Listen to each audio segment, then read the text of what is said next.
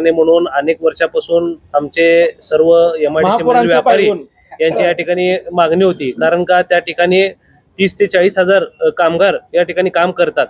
अनेक वर्षापासून मी या ठिकाणी विशेष कौतुक करतो आदरणीय देवेंद्रजी फडणवीस साहेब, आमचे पालकमंत्र्यां विशेष सर्वात जास्त कौतुक म्हणजे आमचे आदरणीय आमदार देवेंद्रदादा कोटे।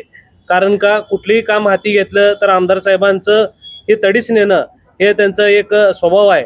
कारण का आज तुम्ही बघितलात फक्त एमआयडीसी साठी एवढा मोठा भरगच्च निधी या ठिकाणी ते एका वर्षाच्या आत या ठिकाणी ते आणू शकले।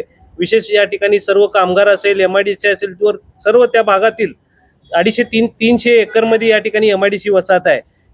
त्यांच्या सर्वांच्या वतीने आमदार साहेबांचे या ठिकाणी मी विशेष धन्यवाद देतो।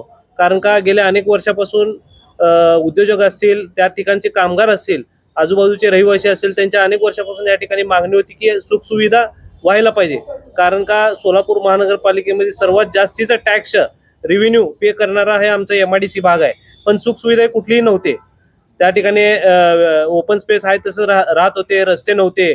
पण आज आता या ठिकाणी मुख्यमंत्री साहेबांनी ही जी विशेष मंजुरी बाब म्हणून एमआयडीसीला जो वर्गचा जो निधी दिलेला आहे आणि त्या माध्यमातून अनेक उद्योजक या ठिकाणी आपल्याला एमआयडीसी मध्ये या ठिकाणी येतील आणि उद्योजक वाढीसाठी या ठिकाणी एक चालना मिळेल।